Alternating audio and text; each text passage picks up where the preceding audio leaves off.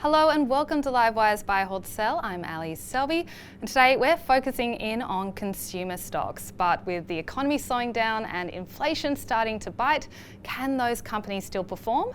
To find out, we're joined by Jacob Barnes from Alphinity and Hailey Kim from Wilson Asset Management. Thank you so much for joining us today. Thank you. Thank you. The consumer has held up far better than expected, but with savings almost blown and the real prospect of rates staying higher for longer, can the consumer hold up for much longer? Jacob, I'm going to start with you. That's right, Ellie. As you say, the consumer has held up stronger and for longer than many expected on the strength of those savings. Although it's been clear for some time now that aggregate consumer demand per capita is quite soft. When you look at the trading updates released from retailers lately, the increased propensity for consumers to buy on promotion and consumer confidence indexing below long-term averages, it's relatively clear that the consumer environment is still weak. Over to you, Hailey. Are you seeing similar signals in the market right now? Yes, so I do agree with Jacob, but a little bit more glass half full. I don't think it's full doom and gloom for consumers in Australia because we've got a pretty strong labour market, wage growth is still quite strong, employment is relatively stable, and also participation's near record highs as well, and consumers are also getting the benefit from income tax cuts that came through from 1st of July. What are you seeing in terms of trading down, and how is that impacting the stocks that you're actually finding attractive right now? Yeah, that's right. We are seeing consumers becoming a bit more nimble and agile with their spending, and they're definitely tightening up their spending, especially on the discretionary items, including big ticket items, and hence the reason why we are favouring staples over discretionary through stocks like Woolworths and Coles. And as we saw from the retail data spend this morning that came out, consumers are really chasing those bargains and promotions that Jacob mentioned previously. And hence the reason why retailers are running those promotions and sale events a bit longer and more frequently. So we do expect those to sort of bite on retailers' margins. Okay, over to you, Jacob. Are you also a staples man right now? Yes, we are, but we're also seeing opportunities in discretionary. As Hailey said, down trading is a dynamic that's being increasingly called out by suppliers and retailers. And I think it's across the board, both within categories and across retailers. There is some important implications from this from a retailer perspective. As consumers look to purchase at lower price points, that weighs on absolute dollar spend. Retailers can look to try and support the absolute spend by offering better unit economics to consumers through larger pack sizes, but this typically comes at the expense of percentage margins. So it's an optimisation problem for retailers, I think, at this point. Okay, looking out over the next 12 months, what factors do you think will be important for investors when they are investing in this consumer area of the market? Well, the Alphinity process is very earnings leadership focused, and notwithstanding the fact that the consumer environment from a macro perspective is quite soft, we still see pockets of opportunity with specific consumer stocks to deliver earnings above expectations, and we think that should be supportive of their relative returns. From a macro perspective, I'd say the path for inflation from here is critical, particularly from the consumer confidence perspective, but also in their ability to actually spend.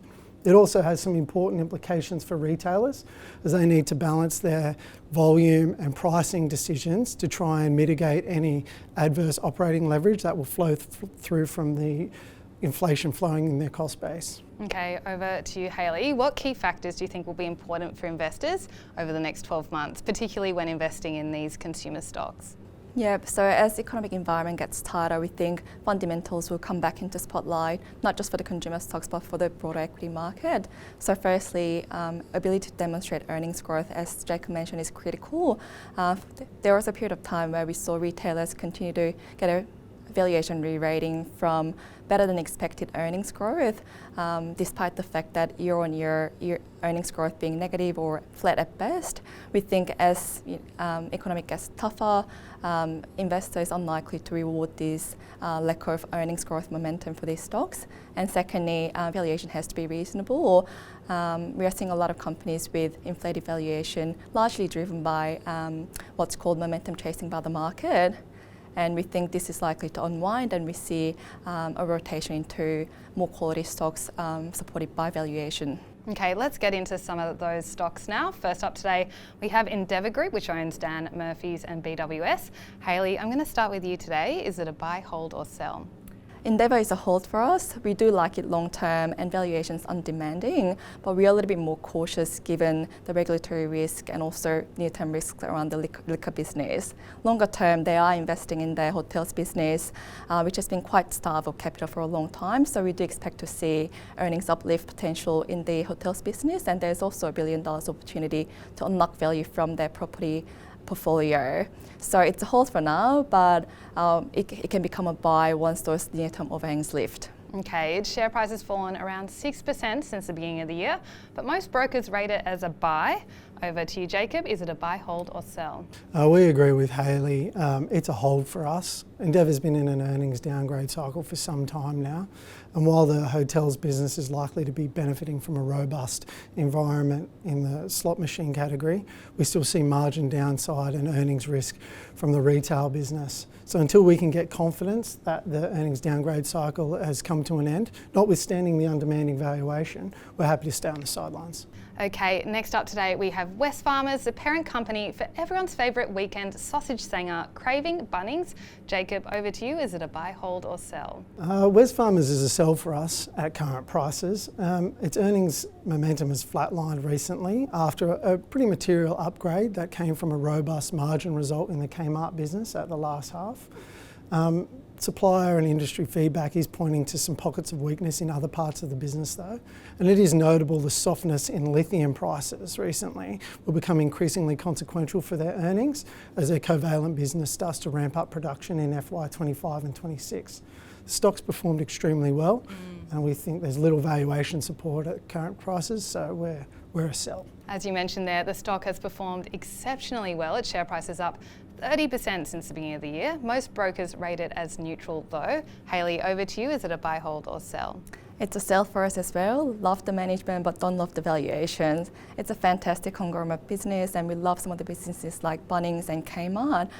But like you said, it's run pretty hard this year and that's largely driven by valuation expansion and it's now trading on 26 times PE. We think that's a little bit overdone, and especially with our cautionary view around discretionary spending, we see limited upside to the earnings and we see downside risk to the valuations. Okay, last up today we have Car Group. Its share price is up around 10% since the beginning of the year.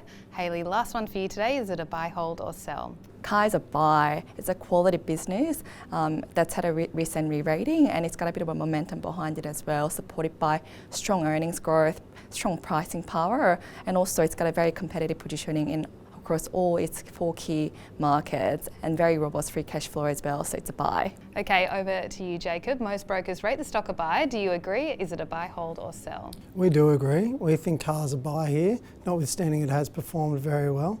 As Hailey said, it's a very high quality business. It's got demonstrable pricing power, very robust competitive positioning in all its key markets, pretty compelling growth opportunities from here domestically and internationally. And we like the management team who've to date proven themselves considered and thoughtful in the way they allocate shareholder capital. As I say, it has performed well, so the valuation upside isn't what it was, but we still see some upside to earnings and valuation, so we think it's a good buy here. Okay, let's hopefully find some stocks with some upside now. We asked our guests to bring along their favourite stock within the consumer sector today. Jacob, I'm going to start with you. What's your top pick right now? I think our highest conviction stock in the consumer space is Aristocrat. The strong game performance that it continues to deliver means they're likely to continue to take share in outright sales and participation in North America. And there's a long runway to go there, which we think is underappreciated. The closure of the recent acquisition of Neo Games also means Aristocrat is now positioned as a vertically integrated supplier of technology and content to the rapidly growing iGaming market, both in North America and in Europe. And we also applaud management's recent decision to reassess their portfolio in the mobile gaming market. We expect the result of that will be their decision to reduce their exposure to elements of that portfolio where they don't have a competitive advantage.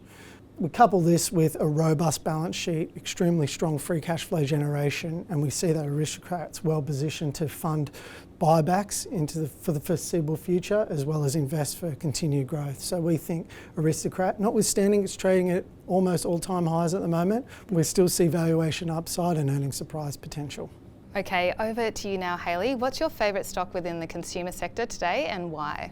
It's Treasury Wine Estates. It's a company that's really managed to reimagine their business model over the last 3 years with a great management that can really execute on strategies. So sitting here today, Chinese markets reopened to Australian wine for the first time in 3 years, and we can really see the volume growth restarting in China, coupled with price rises as well. And also Treasury's really expanded their global footprint and they've made some great acquisitions like the Dow Group and Frank Family Vineyards, and both have proven to be growth and margin accretive. So putting that together, we can see the company delivering double-digit earnings growth over the next 3 years, and yet the company is still trading on 19 times PE, which we think is undervaluing the growth profile of the company. So we think it's a conviction buy. Okay, well, thank you so much for your time today, both of you. It was awesome to feature you on the show.